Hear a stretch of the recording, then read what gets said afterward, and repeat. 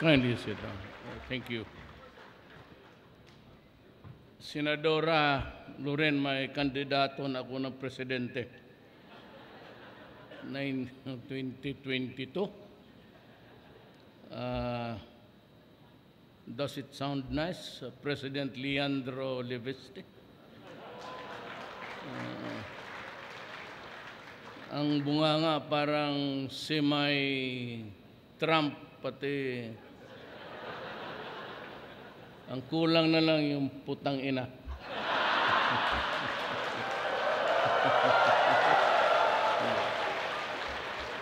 Ang Pilipinas po, without the PI, hindi mo ma-disiplina. That's the nature of the Philippines, puro pilosopo. At mas marunong talaga sa presidente. Mahirap yung, kasi multi-tribe kasi hindi naman lahat Bisaya, hindi naman lahat Tagalog. It's a multi-tribe and a clashing of cultures and who is the better than the other. But let me just say that, well, I'll acknowledge the people of government dito, Energy Secretary Alfonso Cusi, the members of the Diplomatic Corps, Senator Loren, First Mother, o ano, kami, Ligarda. I think they'll just have to give up your plans and in favor of, mas dito, pabor ako sa kay Leandro. Marunong and you're very lucky. You have a son who's visionary and who has the will. Ayan ang importante dyan Your vision and the will to do it, to implement it. Mukha atang nandyan sa iyo, Leandro. Better stay out from the girls. Baka masisira tayo. Are you married? No, not yet. Married ka na? Wag. Do not deprive yourself of the choices. Presidential Advisor of Southern Tagalog, Jose Maria Nicomedes Dennis Hernandez. Mr. Leandro, I said, keep it up. You are a visionary. And if by perchance you become a public official, ang kailangan mo lang is the will to implement and to do it. Director General Charito Plaza, Mr. Roy Oico, Chief Operating Officer of the Solar Philippines, employees and personnel of the Solar Philippines, ang pabata ninyo. May isa diyang Taliban kanina galing sa...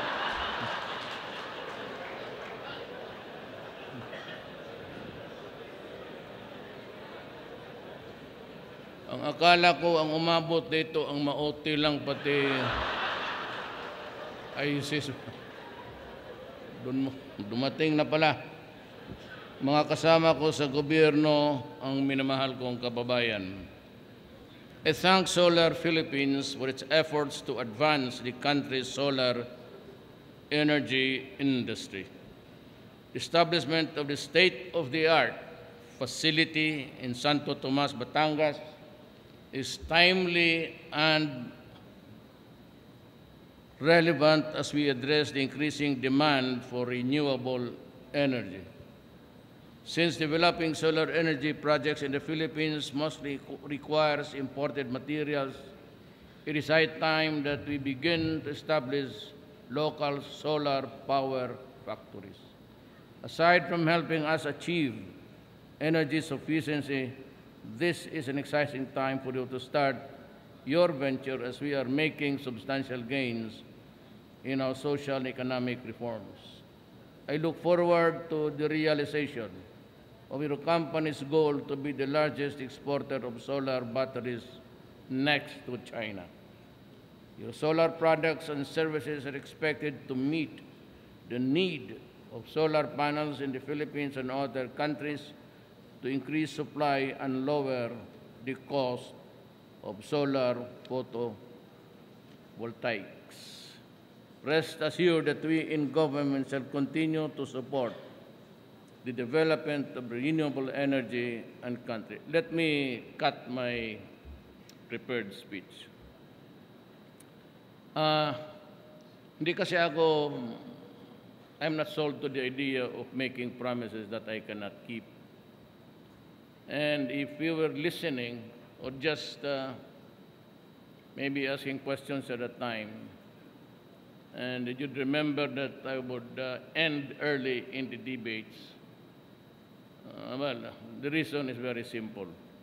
I did not make many promises. One is that I said, I will stop corruption in government. And I'm doing it. Dito sa administration ko, there will be no corruption. At sinabi ko sa inyo as a guarantee, huwag naman yung basura which were brought during the last elections. But itong sa anak ko, at ano yung mga basura nila, yung sa bangko, they are allowed to open our accounts. At kung totoo yung may pera na sobra-sobra ako, sinabi nila sa election, na mayroon akong 11 billion, my God, you can have my resignation tomorrow. I will step down. Wala akong pera na gano'n.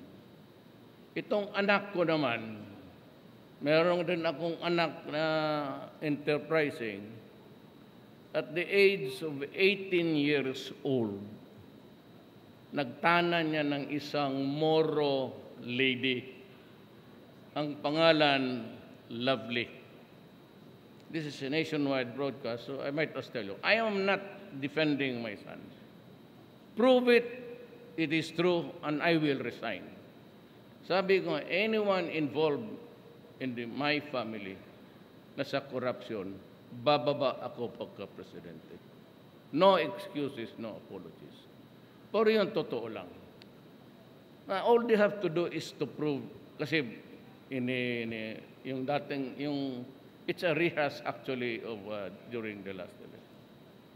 Kaya ako, I was the only one in the Philippines who could afford to attack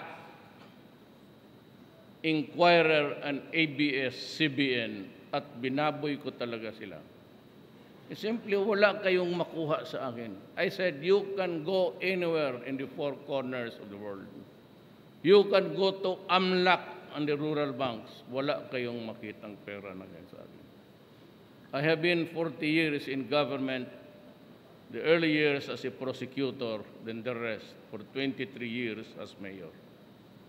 At sinabi ko sa inyo noon, wala ako niyan. At kayong presidente na ako, mas lalo kayong privileged to subpoena, whatever, if you dig up my records, and what I earned is really what I work for. Mga anak ko, they have their own lives. Itong si Pulong, ang negosyo ng asawa niya, yung mga Muslim vendors yan. Tatay niya is a father-in-law niya si Kalagan, ay Tausug, and the mother is a Maranao. Yun yung mga vendors sa Davao, jars, ukay-ukay. Napasali siya dyan sa pamilya ng asawa niya ang negosyo. My son eloped with my daughter-in-law when he was only 18. Nawala sa buhay namin yung bata na yan. At sumama dyan sa, kasi may lola naman yan yung Moro. So he was lost to us. Kaya makikita mo yan sa pantalan. Kung magtanong lang kayo na sa pantalan, palaging nasa pantalan yan, tumutulong sa in-laws niya. Walang hanap buhay. And he has to earn his keep. And he had to work for the family. Pero kung yung mga jazz okay, yung pinapalusot ng mga in-laws niya, if that is smuggling, then give me an accounting and I will resign. Walang problema yan sa akin. But what am I committed to do is there will be no corruption in this government. I will not allow it. And noon yung sa cabinet level, could take you years to follow up. I just gave my cabinet members 1 month. And the directors, mga agencies, bureaus, only 15 days. Either you approve it or disapprove it, but let it out in 1 month or 15 days. Kasi nga naman itong sa, not all, but ang sakit niyan is indolence. Too lazy really. Mabuti lang yan sila kung first grade and bagong pasok. I know, I've been mayor for 23 years. I've been a congressman for 1 term. I've been a vice mayor to my daughter. Yung panahon na binugbog ni Inda yung sheriff, she was the mayor. I was the only vice mayor. So matagal ako sa gobyerno. I never lost an election. Diretso-diretso yan. Kaya matagal ako sa gobyerno, alam ko yan. Pagdating niya doon sa supervisory work, tanda na, tamad na. Indolence sets in. Kaya talagang ever so slow to fast-track everything, I give them time limitations. Talagang ganon ang, then do away with the opportunity for corruption. Meron pa rin. I promised during the elections, I will finish the drug problem in 3 to 6 months. I admit that I committed a mistake in my estimation. You know why? Ang environment ko kasi yung nasa paradigm ko about law and order, about drugs, ang Davao. Ang template ko, Davao. I never expected that nung ako na ang maging presidente, ang harapin ko right at the start were 9 police generals who were into drugs. Hindi ko alam na lahat corrupt, pati pulis, lahat. And to think that the very agencies I was expecting to help me, mga Bureau of Customs, ay nagpupuslit rin pala ng droga. Oh, how can I finish this garbage in 6 months? Kung mismo yung gobyerno ko nandyan, I thought all the while that it was in Davao na takot lahat to commit a mistake. But I did not know that corruption and all nandoon. So, tama sila. Mali ako. No, I have no illusions. Sabi ko nga sa military pati police, if you think that there is another leader who can do it, go for it. We do not have to fight each other and to shoot it out with the PSG because after all, they are also policemen, magprangkahan tayo. Pag ayaw na ninyo sa akin, sabihin ninyo, no need for a violence.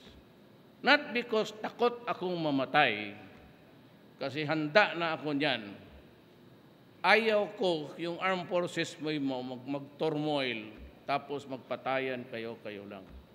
There always be violence there somewhere, even for a short time. Kaya magprangkahan tayo, wala akong takot-takutin ako noon. Goddamn shit. Wala ako niyan. I am 72 years old. Maid na ako. I'm just trying to help my country. Kaya nung tanong kami tinanong niya ako, you should run for the presidency. What for? I made. I am way and above over yung mga palakpakan, yung mga adulation. Tapos na ako dyan. I, I have an excess of that.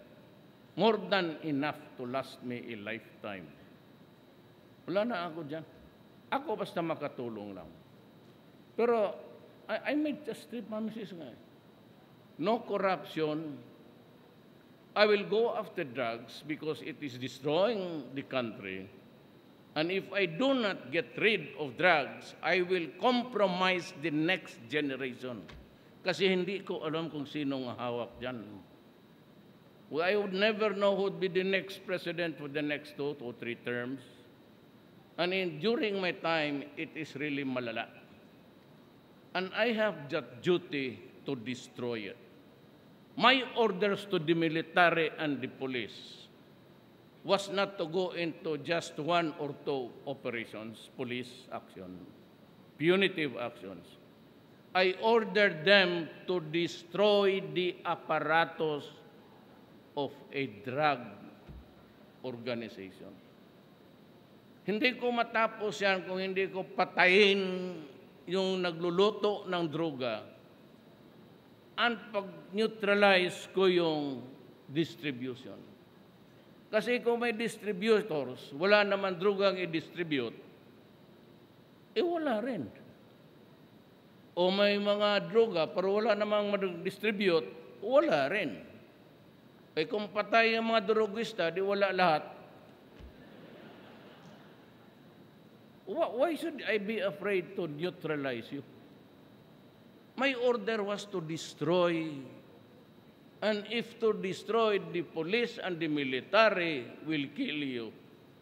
That is your problem. That is not mine. But what I reminded again the military and the police is that it should be in the performance of duty. That you are not allowed to kill a person who is kneeling down begging for his life. That is murder. Itong mga pulis at military, hindi ko na kailangan that every time I issue an order, mag-lecture ako, the modalities and the procedure. Lalo na yung police, they have 4 years in the police academy. 2 years of that is about criminology. So nag-aral na yan sila. When I say you catch him, it includes, well, doing the arresting. Then if there is a violent resistance, they have to defend themselves. Ayaw ko makita yung mga pulis ko pa sundalo ko namatay. And the public has not realized that I have lost so many soldiers and policemen. Nung isang araw dito yon sa Batangas, no? It was here. Yung nag-grade tapos tinamaan yung pulis na unahan. At alam mo ilang edad ang tumira? 16 years old. I'm not justifying yung sa Caloocan. It was really bad. Hindi naman performance of duty yung gano'n. Do not commit a crime. Ganito yan. Para lang malaman na, mga abogado dito, and they will explain to you further. When you are a criminal, and there's the police, the duty of the police is to arrest. And the duty of arresting is to confront you and to invite you to the station for questioning. If you are found to be in possession of a gun. And the duty of a criminal, whether you are brave or not, is to surrender to the authorities.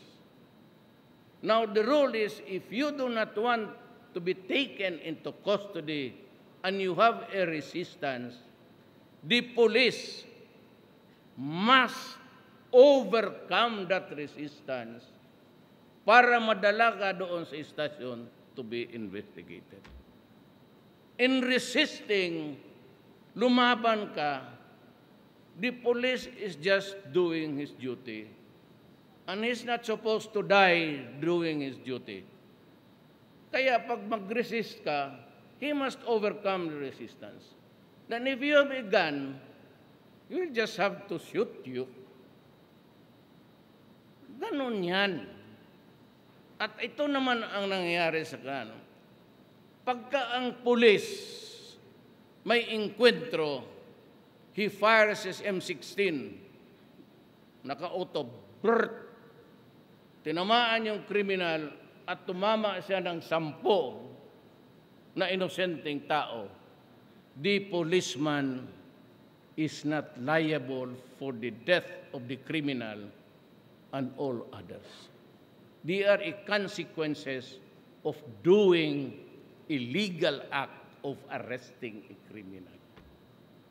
Kung itong kriminal na ito ang magbaril sa pulis, brrrt, tinamaan ang pulis, 10 rin ang namatay doon sa bala ng baril niya. He is responsible for the death of the policeman and all others na namatay o nasaktan because of his resistance. Because he is a criminal. And therefore, he must be liable for all the consequences. Ito namang pulis, he will fight the criminal, but he cannot be held answer for he was just in the performance of duty. Nobody wants to kill innocent person. Kaya yung itong sakiyan, I have ordered the arrest. Hindi lang alam ng media, but right after it happened, I called Bato to arrest the guys and place them in jail. To wait for inquest. Tuloy-tuloy na yan if it's murder. But I ordered the NBI, an independent agency under the Department of Justice. Yun ang... Now, let us be clear on this. Mabuti trapunta rin ako dito. I said, I will protect those who are doing their duty. I never promised to protect those who are supposedly engaged in doing their duty but committing a crime in the process. Abuses, that cannot be done. So when you make an arrest, you calibrate. If you're just using a stick or a bat, then you immobilize him, shoot him in the hand. If he's using a gun or a bolo or a knife, and you think that your life is in danger, that will justify the policeman to kill you. Yeah, and there will be more of that, so that you are just put into notice na ganon ang batas. Ngayon, yung masabit, trabaho lang nila. Alam mo, ang pulis, pag nasuspended yan sila, the day that they are suspended, they lose their salaries. Hindi nakakain ang pamilya. Ang mga bata maghinto na sa pag-aaral. Wala nang pamasahe. At bakit ko hayaan yung mga tao nagtatrabaho para sa tao? Why would I allow them to flounder? And that is why I gave him, when I said, I will help you, it does not really say na bringing them out of jail. I will provide for their lawyers. Tapat lang. Tatrabaho sila sa gobyerno, tapos hayaan mo. Kaya man, ako yung na hindi, I do not about. Si Jonathan, matagal sa Davao yan. Will tell you. Ganon talaga yan. Pero yung mga abusadong pulis, yung mga pulis na nag-kidnap, tapos pag-kidnap, meron pang deed of sale yung mga biktima. Kung walang pera, papermahin mo ng low life na. No? Sabi ko yan, pinatungan ko nga ng ulo. 2 million dyan silang lahat. For those policemen who have committed a crime of gun for hire o kidnapping lalo na, Itong sa drugs, maraming laro dito. Planting of evidence, tapos maghingi ng pera. Kung wala kang pera, ang deed of sale sa bahay mo, nandyan na pirmahan mo lang. Ito yung dapat patayin. Sabi ko sa polis, patayin ninyo kung hindi kayo ang papatayin ko. Yan ang simpleng istorya sa buhay natin.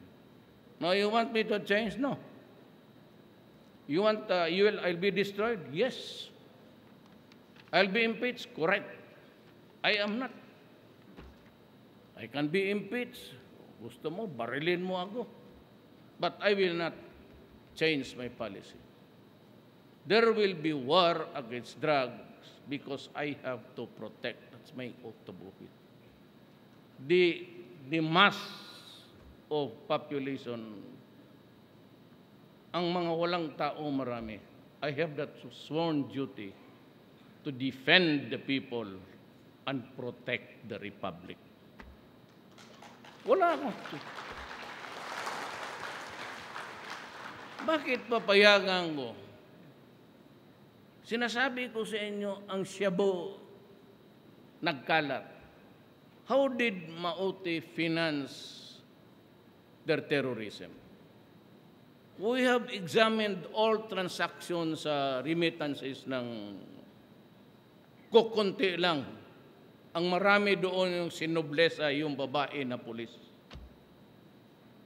Sabi ko sa inyo, and you have heard me before, every day sinasabi ko, huwag ninyong sobrahan, do not force my hand into it.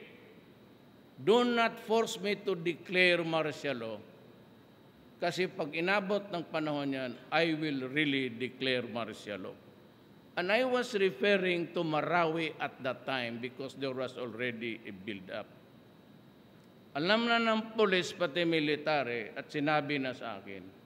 But I was appalled na for 3 months nakapag-ipon sila ng mga ordinances, bala, explosives and all. Kita mo yan, on the 3rd month. At hanggang ngayon may mga explosives sila. Doon pala sa tunnel nagreserba na. And that's the ISIS. At alam nitong mga military nga nandito sa harap ko, the first command conference, nobody was talking about. We were talking about drugs, we're talking about, but not the terrorism. Ang sinabi ko, gentlemen, maybe you have just overlooked it, but to me, there is a darkening clouds in the horizon, and it is the terrorism and ISIS, together with our extremists. On the dot ako. Tanungin ninyo yan silang mga generals. And I was the only one talking about it. Because ako lang ang taga Mindanao. One of the reasons why I was compelled to run was that kaming 5 doon, nobody was talking about Mindanao. And it was the most dangerous issue at that time until now. Well, sino narinig ninyo na talking about? Ako lang. And I was afraid for our country. Sinasabi ko sa inyo, and you will remember me for this if we fail. Tandaan ninyo, that if there is no reconfiguration of our system of government, we will never win a war in Mindanao, and we will lose it, maybe. Kasi babalik na naman ako ng lecture parang bata. Long before the Spaniards and the American came in the Philippines, Mindanao was already Islam. And pagdating ng mga Espanyol, they tried to Christianize Mindanao. They failed. And they fought a war. When the Americans came, they did the same. And they tried to massacre after massacre, pati yung Palangiga.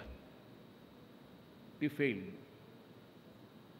This republic tried to to impose order in Mindanao. Only for a short while. Then we go back to war. Why? Ang dream nila may poste. This is a rallying point there. What is it? It is Islam.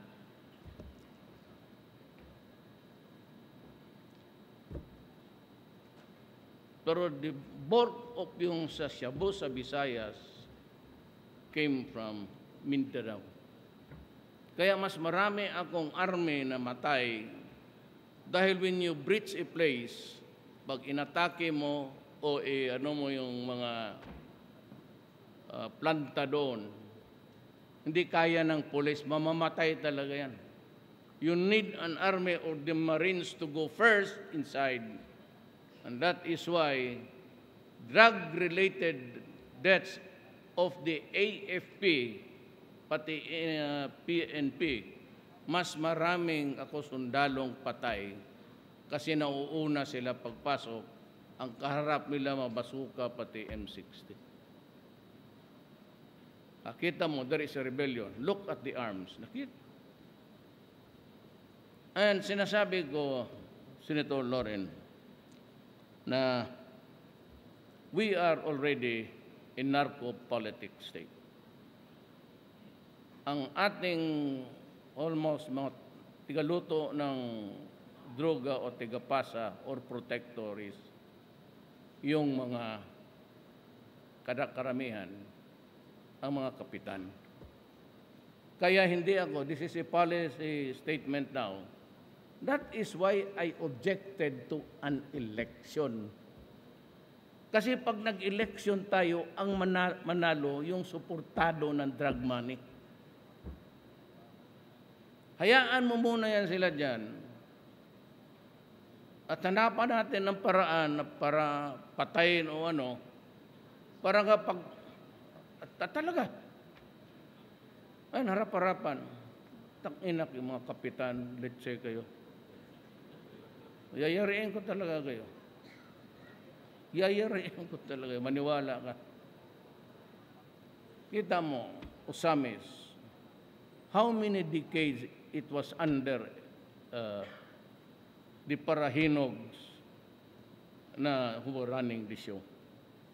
Drugs. Ang economy ng Osamis City, maganda ha. Wala masyadong pobre doon. Because they had a factory, not as profitable as this one, more than actually. Pero kagaya kay Leandro, yung mga mayor doon, may factory sila, droga. Ang masakit sa akin, kasi pinapatay ng pulis ng mayor, yung mga pulis na ayaw sumunod. Kaya doon talaga, look at paghukay nila. Di ba hinukay nila yung mga kalansay? O sino yung nakuha na isa doon? Yung isang police for the longest time missing. Hindi na nakita ng pamilya. Doon lang pala inilibing dyan sa malapit sa... Kaya kung gano'n na ang laro, wag, do not mayor ka, gobernador ka. Sorry. Sabi ko, I'm losing popularity. Subi. Hindi ako popular. Ayaw ko na yan. Tapos ng eleksyon eh. You dream of voting somebody else. But I have my candidate come 2022. Batangan nyo to, lalaban to. I can only support people who are decent. Ako, bugoy ako sa bunganga pati sa lahat. Korupsyon. Girls. Lahat man. You see? Yun ang butit because it is really a policy. No elections now. Elections, manalo kayong mga yawa. That's the long and story short. Why I have to protect the police. Noon, bakit hindi active ang police? Hindi active ang police kasi walang protection. Pag nasuspend o kinalaban ng, yun, gaya nung kay Parahinog, papatayin ka just in Cotabato, ganun. In Mindanao, ganun. Pag mahina ang bituka mo dyan, pero wag mo akong isali dyan, kaya na. Ngayon na, yun lang man ang tatlo. Kaya pagka, di ba sa debate sabi ko, tapos na ako. O itong isa, bakit papalit-palit ng same story? Why don't you just tape record your speech and so that... Ganon, tatlo lang ako. Kasi alam ko, yun lang ang tatlo. And I am staking, ulema, for altar. I am staking my life, my honor, and the presidency itself. If I lose it in the process, sa yung three basic promises ko, corruption, droga, pati criminality, then so be it. Hanggang dyan lang ako. Sabi ng Diyos, it's time for you to go. So wala ko. Pero huwag kayong magkamali dyan. Criticisms, media, I will not retreat. Hanggang hindi ito matapos ang droga at ang mga victims. Ganito yan eh. Mga anak dyan sa likod, may mga anak kayo. Karamihan sa inyo mukhang may asawa na. Tama? O yan, ayusan na agad ng buhok. Kasi kagaya natin, mahirap lang tayo. Pinalaki tayo ng nanay natin. Pinakain tayo, gatas, sakripisyo lahat. Kaya nang ang kanta ni Freddy Aguilar. Kasi pagtanda namin, kayo na naman ang magpakain sa amin. Walang security, walang mga health system, Medicare, wala. Para sa mahirap, wala. Walang pera palagi. So kung pagtanda namin, I have to rely on you for my subsistence. Ikaw yung susubo sa lugaw ko, sa bunganga ko. Ikaw yung magbili ng medisina. Ikaw yung magbayad sa oxygen pati sa ospital.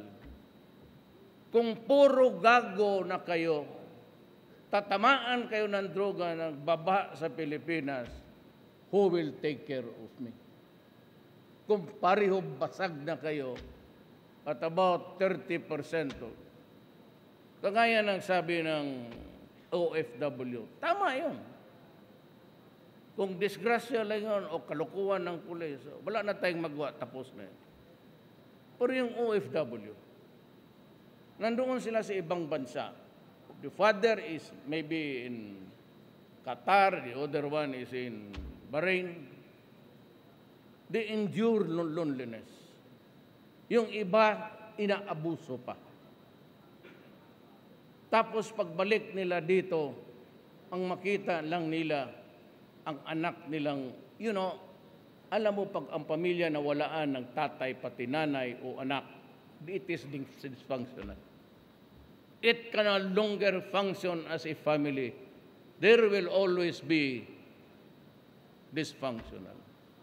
Kaya pag nawala ang tatay, ang nanay, lalo na, ang mga bata dito, vulnerable. Talagang kayang hatakin at lukuhin. Walang proteksyon eh. Walang every afternoon, saan na si uwi na. They're earning money so that they can send their children, finance their schooling here in the Philippines. But kung maraming droga at available and vulnerable yung mga bata, tapos maramihan nagagago, then my bleeding heart will not allow you. hihiritan talaga kita. Gagantihan ko yung pasama mo. Mahirap eh. Sabihin ninyo, masama ang si Duterte ang hangarin. Sabi ko, inyo yan. Iba-iba tayo because magkaiba-iba ang ugali natin. If you do not agree with mine, well, hanggang dyan lang tayo. I said, there's always, you can assassinate me, you can impeach me or file cases, go ahead. But I will stick with my campaign practice.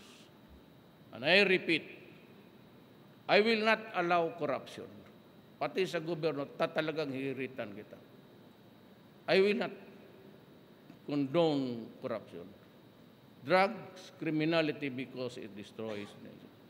I've been very frank with you. I'm a lawyer. I'm a trial prosecutor. I've never been an economist. And may grades doon, bagsak ata.